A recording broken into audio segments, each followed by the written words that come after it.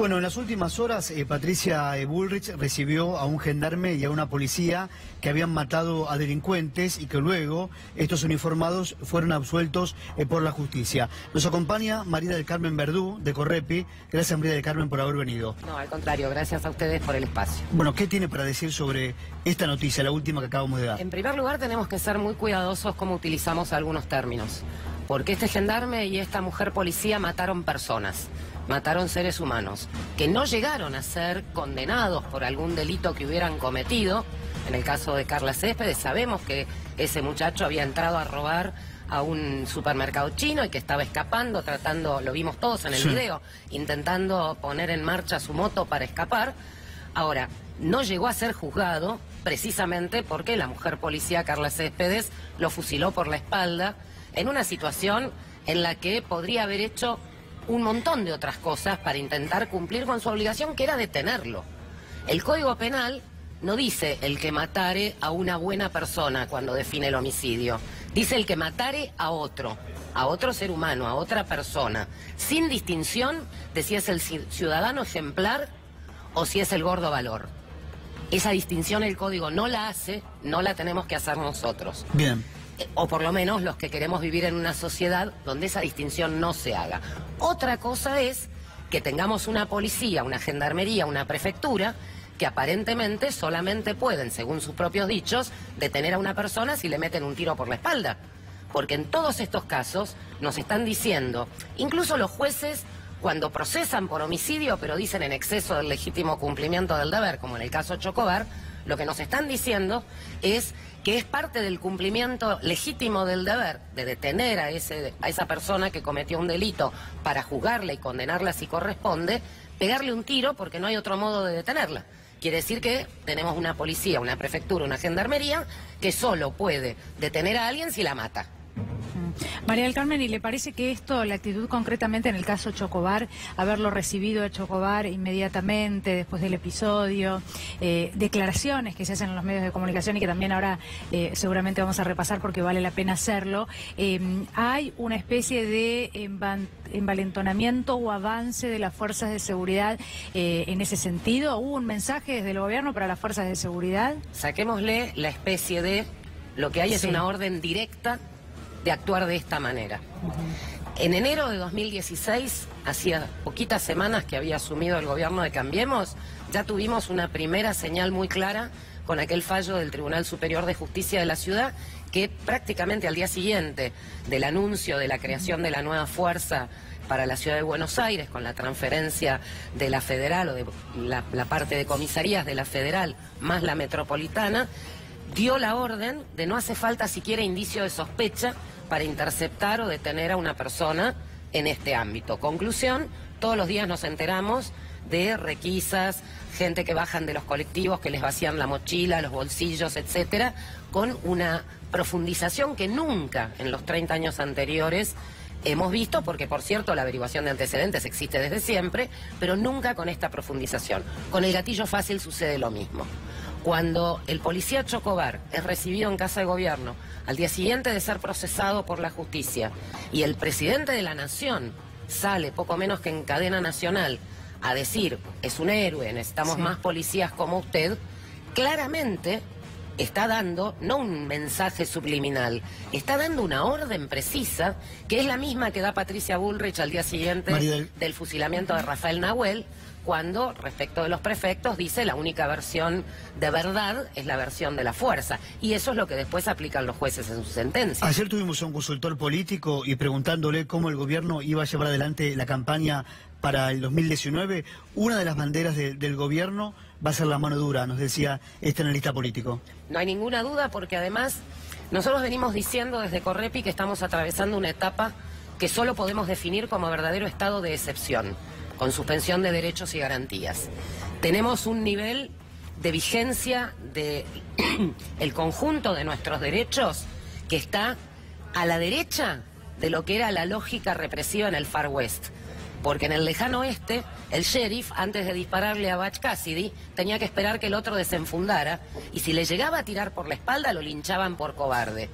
Nosotros estamos peor que en ese momento en el lejano oeste. Eso es el gobierno de Cambiemos en materia represiva. Una ministra de Seguridad que dice, el que quiera andar armado que ande, vivimos en un país libre, y después te mete presa gente diciendo que tiraron piedras en una movilización, como el miércoles pasado, cuando están los videos que muestran que los que rompen la vidriera son los mismos policías que después detuvieron a los trabajadores del astillero Río Santiago, o que 17 de los 26 fueron detenidos a 50 cuadras de distancia del lugar donde supuestamente ocurrieron los incidentes, porque fueron detenidos, como Anilo Arán, el ciudadano turco, en Lima y Humberto Primo, no en Plaza Congreso precisamente, y 5 minutos después de haberse bajado del tren en Constitución.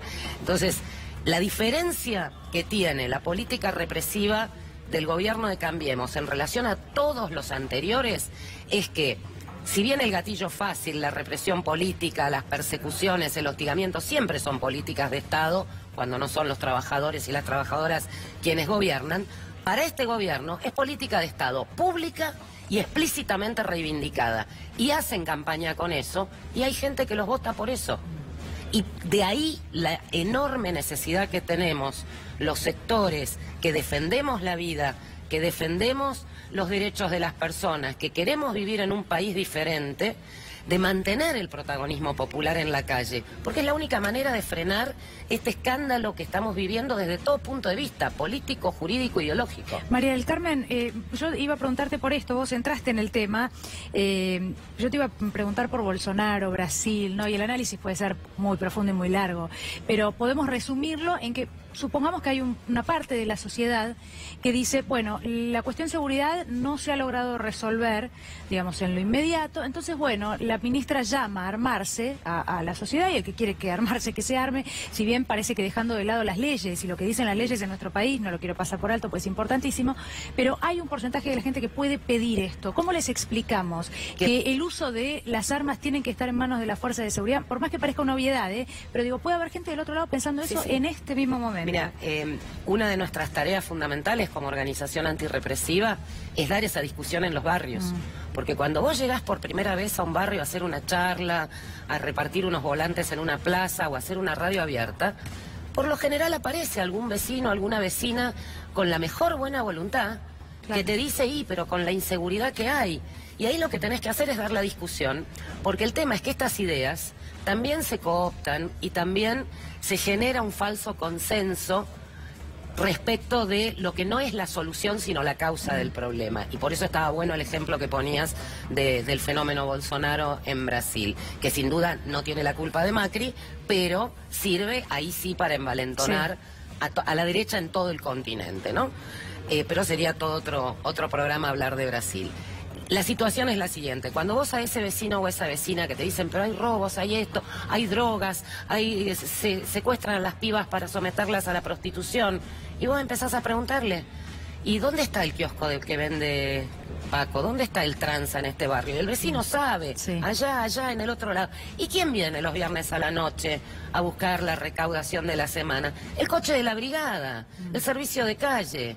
¿Y quién es el que protege al prostituyente que secuestra a las pibas y las somete a la explotación sexual?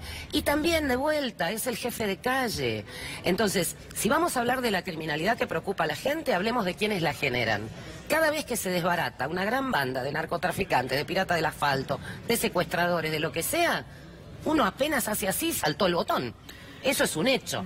Y hay otra cuestión que también es central. Y lo contesto con un ejemplo bien concreto que ustedes conocen. Allá por el año 2007-2008 hubo una gran movida en la zona de Lomas del Mirador de un grupo de vecinos que en realidad eran comerciantes ricos de la zona, que armaron una especie de asociación civil para promover la instalación de una comisaría en Lomas del Mirador, un destacamento nuevo. Y movilizaban a la gente, hacían marchas, se creó la comisaría esa, el destacamento de Lomas del Mirador.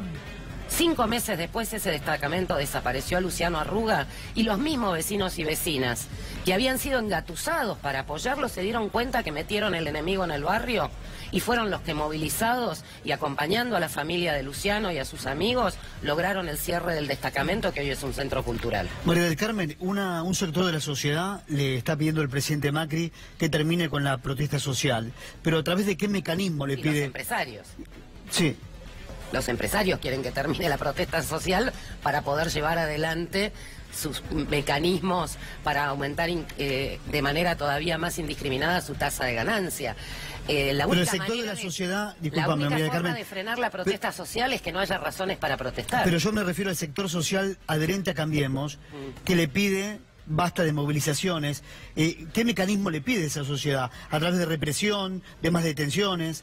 De vuelta tenemos que tener cuidado en cómo analizamos algunos fenómenos, porque por ejemplo el típico caso del taxista que protesta porque está cortada la 9 de julio o porque está cortada Corrientes y entonces no puede trabajar, cuando ese taxista tiene que ir a protestar contra Uber, también se moviliza y corta una calle. Correcto. Entonces, ahí es donde de vuelta tenemos que poder discutir para lograr lo que es el primer triunfo que necesitamos, que es la conciencia.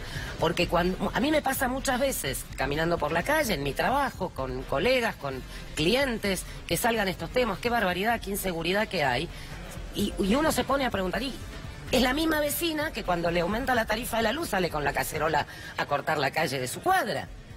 Entonces, la única forma de neutralizar el conflicto social y la protesta, en serio, es que no haya razones para que existan el conflicto social y la protesta. O sea, que tengamos 4 comidas para nuestros hijos por día, que tengamos escuela, que tengamos salud, que no tengamos necesidad de salir a revolver un tacho de basura como lo estamos viendo cada vez más en toda nuestra ciudad.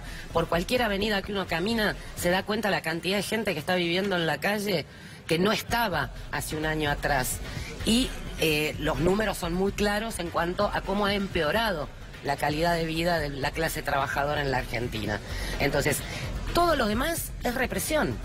Lo que hace, y en un escenario que promete empeorar, porque no hemos hablado de las reformas de los códigos contravencionales, penal, de procedimiento. Algunos ya se hicieron, como el Código Procesal Penal de la Ciudad, que por ejemplo permite que esos teléfonos que ustedes tienen ahí estén siendo en este momento monitoreados por un fiscal si tiene ganas de investigar si ustedes, por ejemplo, están planeando derrocar al presidente Macri. Y eso ya está autorizado en el marco del Código Procesal Penal de la Ciudad de Buenos Aires. Lo quieren incorporar al nacional. El Código Penal viene con impunidad para los policías u otros miembros de fuerzas de seguridad que disparen contra ciudadanos, con una reforma en el inciso 34, y viene con penas incrementadas para todo lo que esté vinculado con la protesta, con creación de nuevos delitos, el de tirar una piedra, aunque esa piedra no lastime ni lesione a nadie. Sí. María del Carmen, muchísimas gracias por haber favor. venido. Gracias como siempre. De vuelta, gracias a ustedes.